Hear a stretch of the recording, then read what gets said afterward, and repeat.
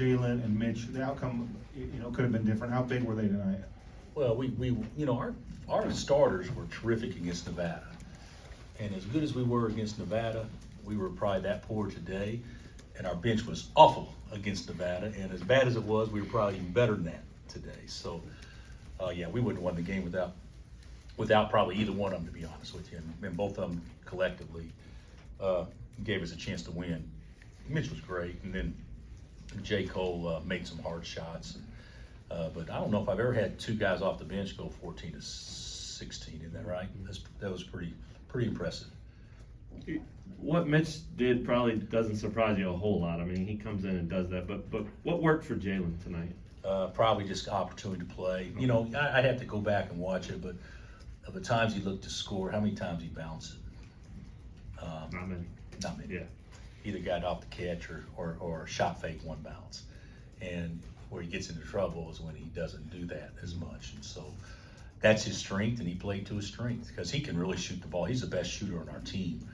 And he can really shoot the ball, but I haven't given him many opportunities in large part because I want him to play the way he did today. Not making shots, but as far as taking the ones that, he needs to shoot it whenever he's open, but he didn't need to go hunt it. And I thought today he was good. Was it easier to give him that opportunity with Remy out?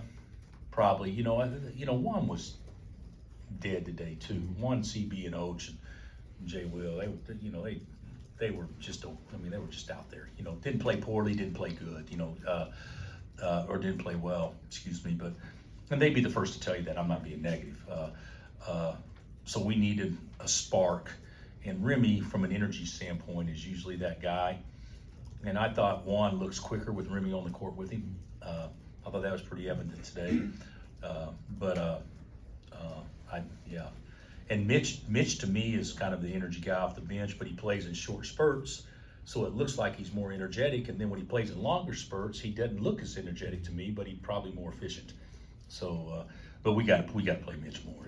It's time to play him more. There's no question. What is the status with Remy?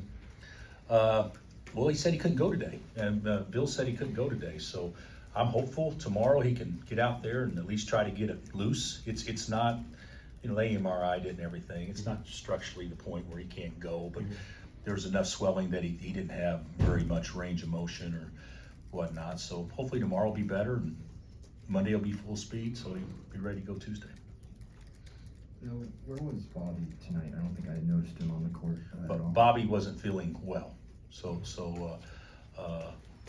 Bobby, we checked him out yesterday, and he was, it was recommended him stay away.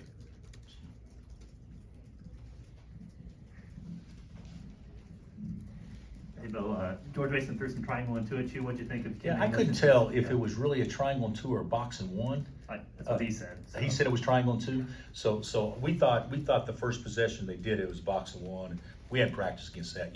We're not the best team to triangle and two or box and one on paper, because you got guys out there that can shoot the ball and somebody probably open. So we haven't practiced much against that at all. But what we tried to do was just run what we did, and what we did sucked. So, our offense second half was awful. Awful. We had 18 points with 4 minutes left in the second half, that we scored in the second half. Of course, they didn't score a lot more, but still it wasn't very good. So, you go from hanging 48 and a half that you don't play well, and, now you're struggling to get to 20 in the second half.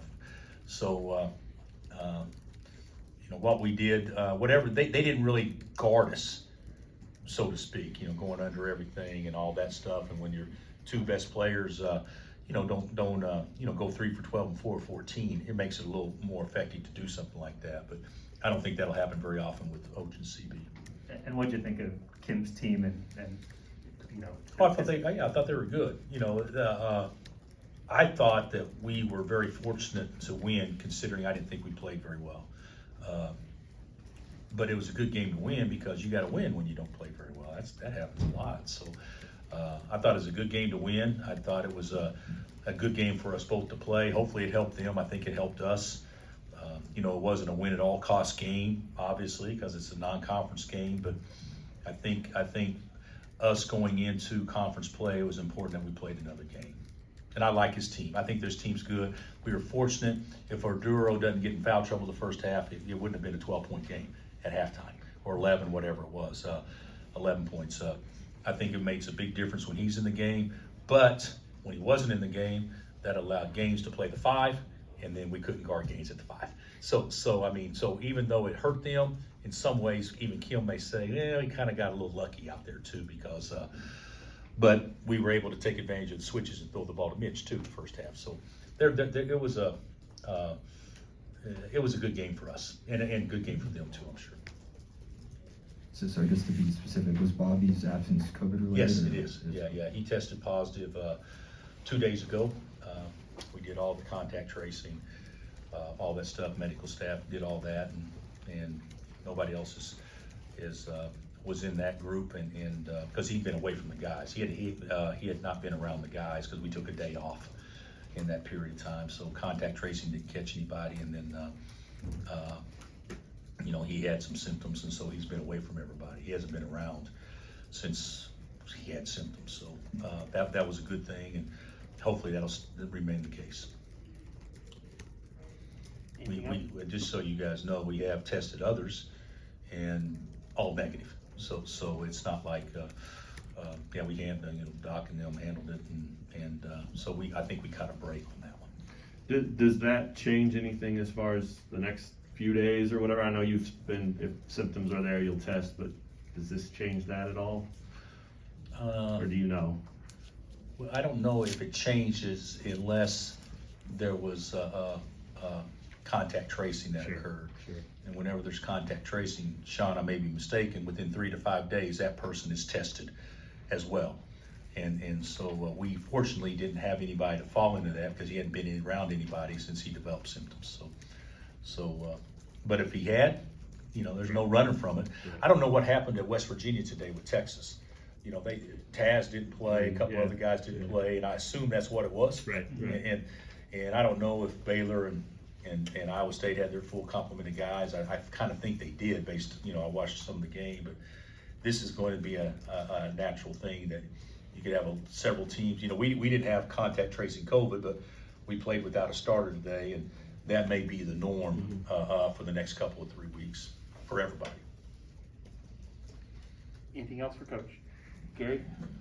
Do you think you guys are ready for Tuesday's opener, and what do you think a few days out? I think we'll be more ready if Remy, is able to be healthy. But if he's not, you still got to go play. Gary, I thought after Nevada, I'd say yes. After today, I'd say, oh Lord, that wasn't a very good second half. So, but it was a win on New Year's Day, and so there's absolutely nothing that we can be negative about. And the crowd was unbelievable. I mean, it's unbelievable. These people here are unbelievable. I mean, to have that many people at a game when it's not part of a season ticket package, selling it in 72 hours in minus 15-degree weather and ice all over the road, and most of them have to come distance. It's just incredible to me that our people show up like they do.